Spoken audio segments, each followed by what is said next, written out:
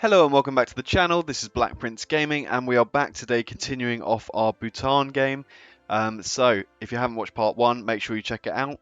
But we have just conquered China with the help of Japan. We've taken as much as we can and we formed a nice new Chinese puppet nation. So we're not expending all of our manpower and equipment on garrisons. So now the question is, how far can we stretch Bhutan? Can we push even further? So please stay tuned, leave a like, comment, subscribe to let me know you're enjoying these challenges and this HOI4 A to Z. And yeah, into the video. What is China doing currently as their focus is? Oh wait, China still has the full China focus tree. They're not just a regular puppet. This counts as the China tag, I believe. Or at least one of. I'm assuming that's because they have so many factions, but hey, if they could do something interesting with that and maybe try and influence some of these people away from Japan, that would be a real boost to our fight here.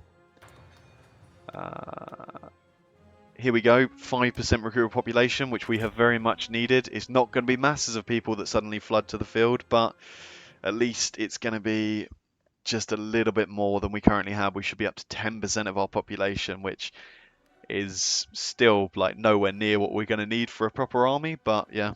Ethiopia versus France is crazy. Yeah, well I think it's actually Ethiopia because they've Ethiopia joined the European Union, I think, to support the Belgian Congo. So then you just have the Belgian Congo with Ethiopia fighting their way up through Africa while they continue the fight out here. And it's because the Netherlands are the European president, so that is what sort of happened here. That's why this faction has formed as it has. Because I'm assuming Germany, feeling a bit threatened by all their enemies, obviously decided they would jump on in and get into the war, or get some more allies into the war, which is fair enough for them. Centralist Australia and Japan announced their alliance. Okay, Japan, are you at war with anyone else? No, they are just justifying against our puppet. I'd love it if the US came in and got in there, although they've made their own alliance, so... But the US and Canada would do a pretty good job, hopefully, against the Japanese. Aha, perfect. That's the war we wanted. So there we go. The US are actually in against them. Hopefully the US can have a great piece of work here. The Mexicans are also there in against them. So, and it looks like they are trying to take out all of Central America. So hopefully that's going to keep the Japanese occupied and away from us a little bit. Japan has now declared war on the Malay Republic. So are they still in the British faction? They are still in the British faction. Brilliant. So Japan is just going to war with everyone right now. This is exactly what we needed. That gives me a little bit of hope that something good could happen here. And there we go. We can get guerrilla warfare as our final doctrine here. Hunt and destroy. I don't even know why we're doing aircraft stuff and like navy stuff now. We can do technically. Yeah, fleet in being. They'll never know. They'll never know that we don't have a fleet if it stays in port. Don't ask what that port is, but they'll never suspect our fleet. Oh, is the war goal gone? Brilliant. Okay. Did they actually pull out of declaring war? Great. Yeah. Must have been the fleet guys. Must have scared them off with our massive navy. Okay. That's pretty good. I'm pretty happy about how that's panned out. We can pull our men back. And be secure. Yeah, the Great Dragonian Fleet. No one expected it. Because mostly it didn't exist. But, you know, we can say that now. The Japanese aren't coming into war with us. And let us declare our war against the Mongolians here. So we've got our rangers in our divisions. Hopefully that's going to help. Got to call my ally. Forgot about that part. Oh, there we go. Look at us carving through. Carving straight through the Mongolians here. Okay, I mean, look, if there's a free gap, just start the charge. And there we go. Yeah, the Great Dragon Army marches across the Mongolian plains.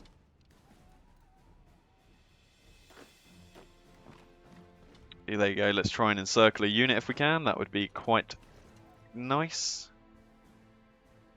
Okay, we pushed them out just a little bit too fast. Our army is just too strong for what we need it for. That's fine. I'm not going to complain about our army being too good. Encircled and be able to destroy. Couple of you, start hitting him from that side. A few of you from here.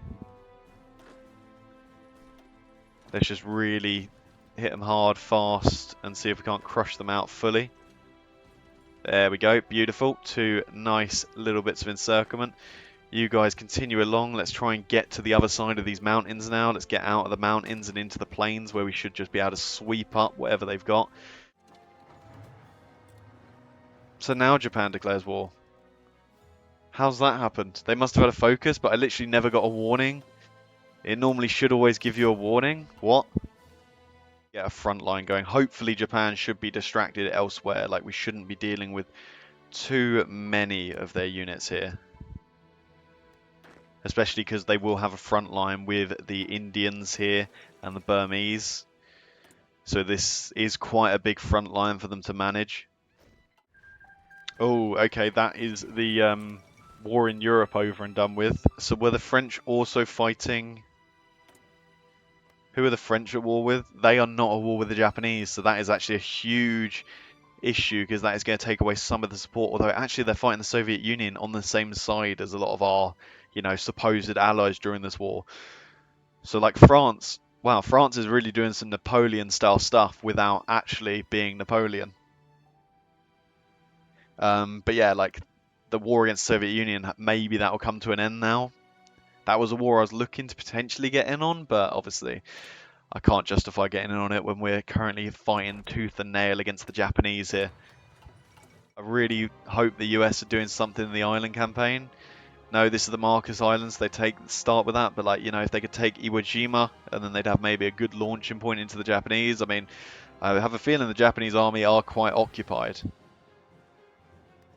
Like, they do have a good amount on some of our fronts. Where are the next sort of supply areas? I guess that's sort of the thing to keep an eye for. Is there any supply within range that we could really strike out?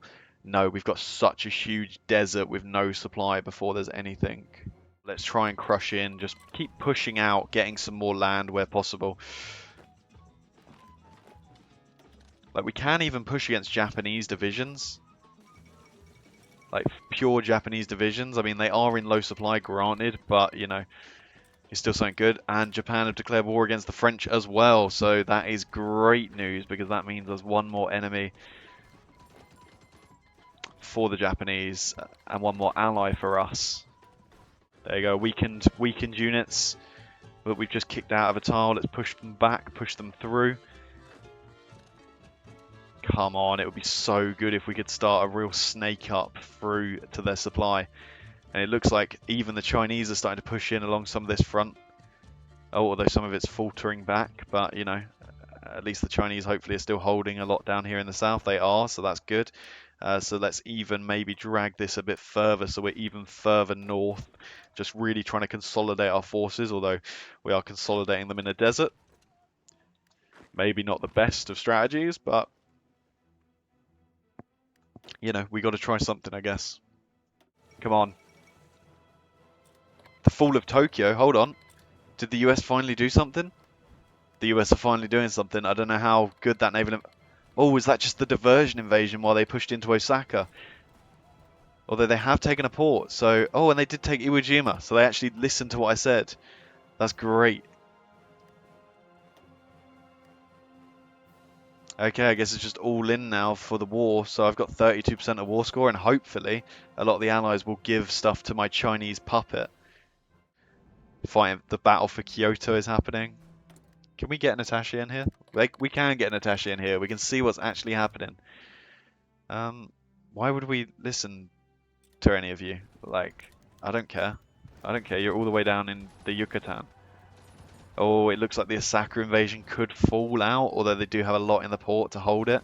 Kyoto is being held strong. That is the old capital. And yeah, some decent holding and fighting happening across here. There we go, Kyoto has been taken, which should be some more huge progress. But obviously the US does look like they are sending troops home. because the Mexicans are across the border. Oh man, don't let this falter now. Like, come on, we had so much we could do. There was so much success still to be had, US. Just really hang on in there, please. How are we looking equipment-wise? Okay, we do have enough infantry. Like, we do have enough rifles. Are they getting to the front lines, though, I guess is the question. I think that's probably what we're having issues with, is the lack of supply to our forces. But yeah, let's maybe bring the lines down a bit to where there's more supply. Get our men set, ready, planning speed. Let's get them up. Let's get them well planned, well trained, ready for it. And then let's go ahead and go for a push across the line. And look at that. That is a huge push across the line. We are making a lot of the ground. I mean, I imagine the Japanese army has pretty much pulled back to the home island in defense. I mean, you've even got some Chinese army there. But like, hopefully we can make some good pushes. If we could link up with the French Commune, for example, that would be huge. There we go. Look at mighty Bhutan. Just absolutely piercing its way across the continent.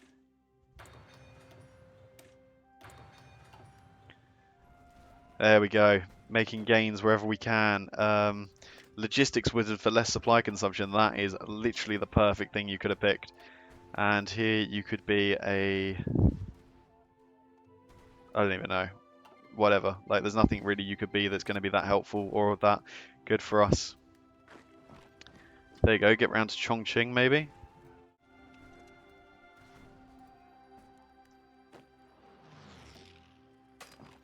There you go. Let's take the airfield off the Japanese too. But that's Chongqing taken, which is great. That's normally their fallback capital, the Chinese.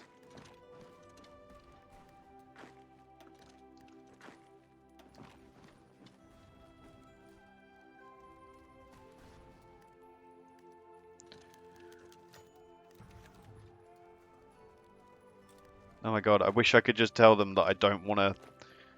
Like, why does every nation get a chance to tell me that they, you know, don't want my attaché in the US? Like, surely it should at some point just go, yeah, he's clearly not gonna give up the attaché.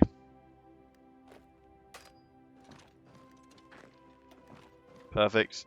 Let's break through. Let's link up with the French. It looks like, yeah, China is on its last legs. Okay, we are low on equipment, so maybe we should halt our advances for now. Just sort of really dig in around Chongqing and this sort of new land that we've taken for our ally.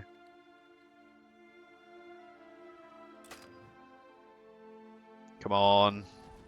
Yes, the US, they're on their way to Hiroshima. And this could be the end for Japan.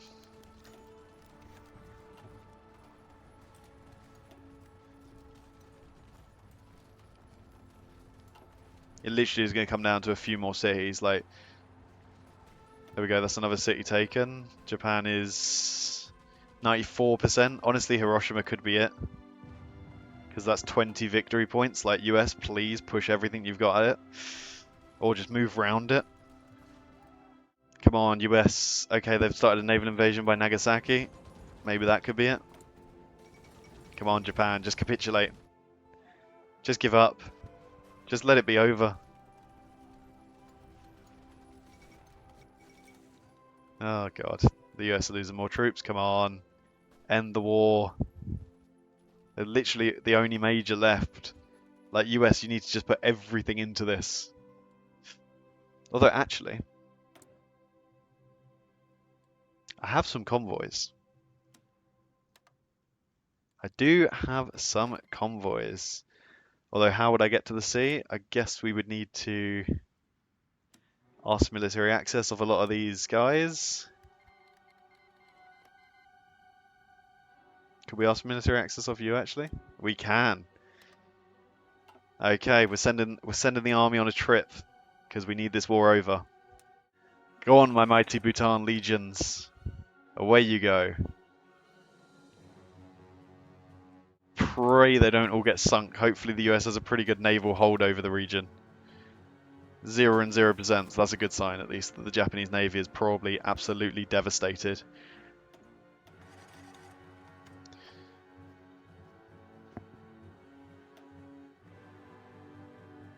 Perfect. My men are all gathering. Planning speed. And here we go, into Hiroshima, and then push around for Nagasaki. Show the US boom. We showed the US how to get it done. Look at that. We love to see it. Where is our puppet, China? Where are they? People's Republic of Ma. So let's go ahead and try and give them everything they should technically own. And then let's confirm and exit.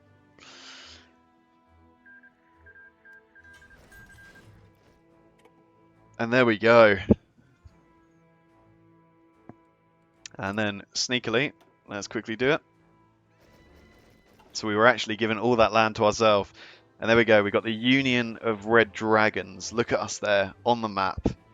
Absolutely beautiful, absolutely glorious. It's September 1946, and I have to say, I don't know what more I could have really done as Bhutan here.